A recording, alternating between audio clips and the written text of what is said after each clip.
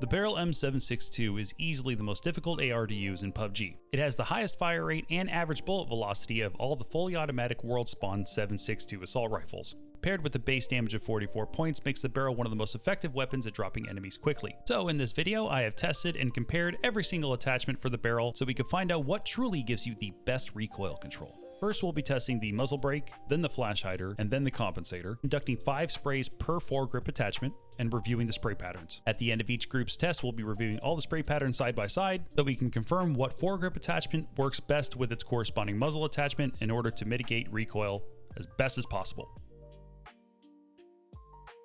Up first with the muzzle brake is the vertical grip. With both attachments combined, it's providing you a total of 8% in horizontal recoil control and 23% in vertical recoil control. The groupings on the muzzle brake combo were fair at best. With its combined 23% vertical recoil control, it definitely made the Beryl a lot easier to pull down, but with only having 8% in horizontal recoil control, some sprays felt pretty spot on. While you can see here, while I was doing these spray tests pulling down vertically without making any horizontal corrections whatsoever, my reticle was bouncing left to right pretty consistently. Up next is the half grip with the muzzle brake. With both attachments combined, you're getting a total of 16% in both horizontal and vertical recoil control, both of which don't really help out that much. The half grip performed the worst out of all the foregrip attachments for the muzzle brake. With the groupings on the 5 spray tests conducted, it was all over the place. Despite having equal stats in both horizontal and vertical recoil, it made controlling the Beryl incredibly difficult and would not be the most optimal foregrip to pair with the muzzle brake. Now moving on to the angled foregrip. When paired with the muzzle brake, you get an 8% in vertical recoil control and a whopping 33% in horizontal recoil control. Vertically, this thing's a nightmare. You need a mouse pad the size of Texas just to pull this thing down. When conducting my spray test, I was clearing the wall that I was testing it against by easily 5 to 6 shots. That paired with the negative 10% in sway control when breathing, on paper, you would think this would not work well with the Beryl at all. While it does require a very dramatic pull down, horizontally, this thing handles the Beryl like a dream. And now onto the lightweight grip. It has 20% in sway control when breathing, 10% in muzzle rise control, 20% in recoil recovery after a single shot, and 30% initial shot recoil control. Lightweight grip has no benefit to recoil control whatsoever, which was clearly evident on the 5 spray tests I conducted, as the vertical recoil cleared the wall that we were testing against by 2 to 3 shots on average. But horizontally, surprisingly, the lightweight grip actually held its own, which means that plus 20% in sway control when breathing and the 10% muzzle rise control were actually helping, as it had fairly consistent horizontal recoil control compared to the other grips when paired with the muzzle brake. Up next, we have the thumb grip. You're getting a combined total of 18% in vertical recoil control, plus 20% in sway control when breathing, 10% in recoil recovery after a single shot, and plus 40% in ADS speed. Thumb grip and muzzle brake groupings were pretty tight, with both pretty consistent horizontal and vertical recoil. Actually made the Beryl feel pretty controllable, especially within the first 10 shots, as the groupings on all sprays were incredibly tight. Means with the thumb grips plus 40% ADS speed, first 10 bullets on your initial spray should be right on target. And even as you continue to spray, the thumb grip had the most consistent horizontal recoil when compared to all the other grips when paired with the muzzle brake. Now reviewing all the spray patterns for the muzzle brake, vertical grip has a lot of inconsistencies both horizontally and even vertically. Half grip and thumb grip's vertical recoil was only worse by maybe 1 to 2 shots at most. The half grip, despite having that 8% in both vertical and horizontal, performed the worst compared to all the other grips. The angled grip is going to prove itself to be the underdog throughout this video. It's a lot easier to stay on target when all you have to worry about is the vertical pull down and you have very minor deviations horizontally. Where the lightweight grip suffered vertically, I felt like it did a pretty good job and was fairly consistent in horizontal recoil. You definitely see where that plus 20% in sway control when breathing and 10% in muzzle rise control come into play. And then we have the thumb grip, which performed incredibly well. Vertically, it was able to rival the vert grip, and horizontally, 4 out of the 5 sprays were incredibly consistent, better than everything else on this list for the muzzle brake. Pair that with a 35% in camera shake reduction, it made shooting the Beryl feel incredibly smooth.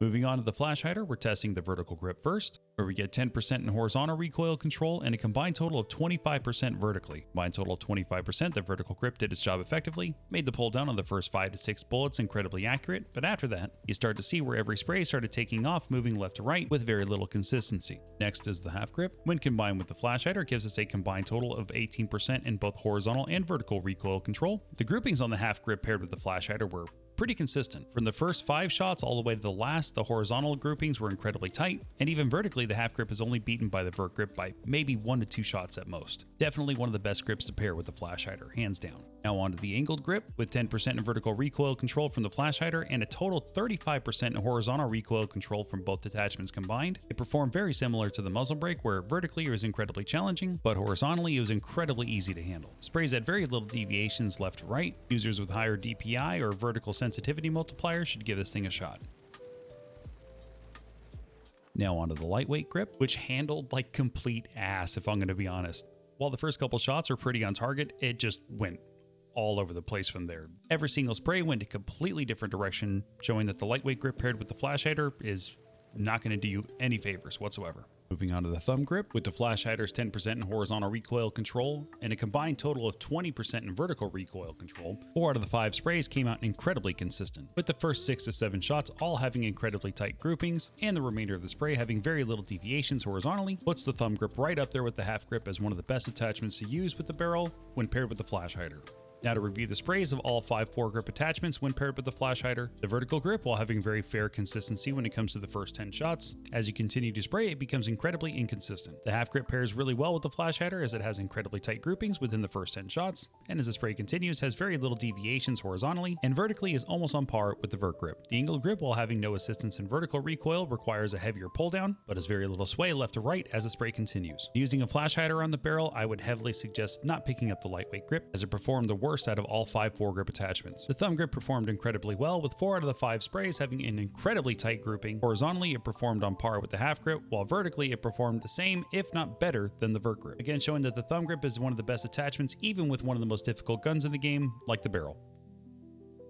Moving on to the compensator, which we first have paired with the vertical grip, which is giving us 10% in vertical recoil control and a combined total of 30% in vertical recoil control. The compensator and vertical grip are incredibly good at mitigating vertical recoil, and while it still struggled to maintain horizontal consistency, actually performed fairly well and the groupings were pretty tight. This combo would work really well for players who prefer a lower sensitivity, as long as you don't mind making those little micro corrections horizontally as the spray continues.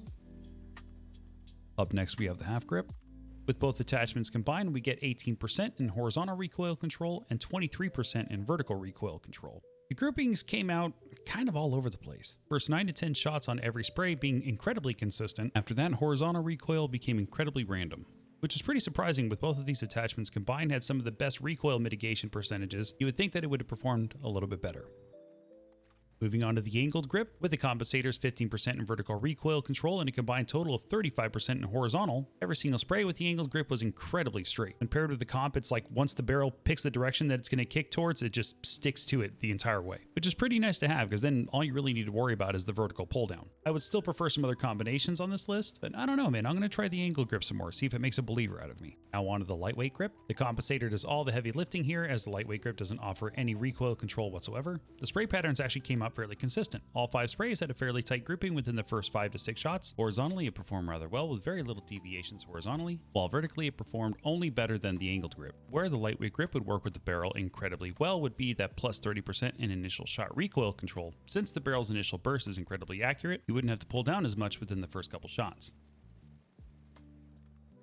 Now onto the thumb grip. Compensator providing 10% in horizontal recoil, while the thumb grip combined with the compensator is giving us 25% in vertical recoil control. Vertically, while 3 out of the 5 sprays conducted actually performed better than the vert grip, horizontal sway proved to be too much for the thumb grip to handle, as each individual spray went in a completely different direction. And while the thumb grip might not be able to handle those longer sprays with the barrel, with the 40% ADS speed boost, it's still going to perform incredibly well in close quarters. To review all 5 sprays done with the compensator. The vertical grip still proving itself to be one of the better foregrip attachments, as it had the most consistent vertical recoil mitigation with very minor sways horizontally. The half grip had the tightest groupings within the first 10 shots compared to all the other grips, and pairs with the compensator incredibly well when managing horizontal recoil. The angled grip, of course, handling horizontal recoil fine, actually had some of the worst groupings within the first 10 shots, each spray going in its own completely different direction, making the angled grip pretty inconsistent when paired with the compensator. While the lightweight grip struggled vertically, it did an okay job with horizontal recoil. The lightweight grip works best with the barrel when using short controlled bursts, taking advantage of that plus 30% in initial shot recoil control. The thumb grip did not perform as well with the compensator as it did with some of the other muzzle attachments, while vertically it performed the same if not better than the vert grip, and does a decent job with the first couple shots. Horizontally, this thing just goes all over the place.